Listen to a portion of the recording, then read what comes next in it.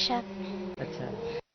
आणि आता जाणार आहोत पुण्यामध्ये, कारण पुण्यामध्ये सलग 2 ते 3 दिवस प्रचंड ट्रॅफिक जॅम, वाहतूक कोंडी बघायला मिळते आणि आजही तसंच दृश्य बघायला मिळते। आणि हीच ती दृश्य आहेत जेएम रोडवर मोठ्या प्रमाणात वाहतूक कोंडी झाली आहे।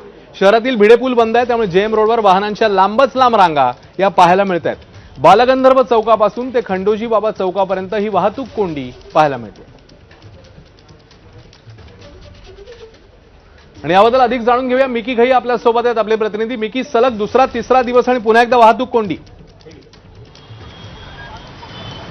अगदी अश्विन, जर आता मी पुण्यातील जंगली महाराज रस्त्यावर उभा आहे। पुणे शहरातील प्रमुख रस्त्यांपैकी एक रस्ता आहे आणि संध्याकाळी जर आपण बघितलं तर पुणेकर त्यांच्या ऑफिसेसवरून घरच्या दिशेने निघालेले आहेत, मात्र जवळपास 1.5-2 तास त्यांना या वाहतूक कोंडीत अडकून पडावं लागतंय। का तर आता गणेश उत्सव जवळ आलेले आहेत आणि अनेक मंडळांकडून रस्त्याच्या मधोमध त्यांचे मंडप उभारले जात आहेत गणेश उत्सवासाठी मोठे मोठे, आणि त्यामुळे रस्त्यावर अनेक ठिकाणी मोठे मोठे खड्डे देखील झालेले आहेत आणि त्याच्यामुळं वाहतूक जर आपण बघितली तर अतिशय मंद गतीने सुरू आहे। जंगली महाराज रस्त्यावरच नाही तर एफसी रोड असेल किंबहुना टिळक रस्ता असेल, एसपी रोड असेल आणि त्याचबरोबर कोथरूडकडे जाणारा सगळा भाग असेल, अशीच परिस्थिती या ठिकाणी पाहायला मिळते।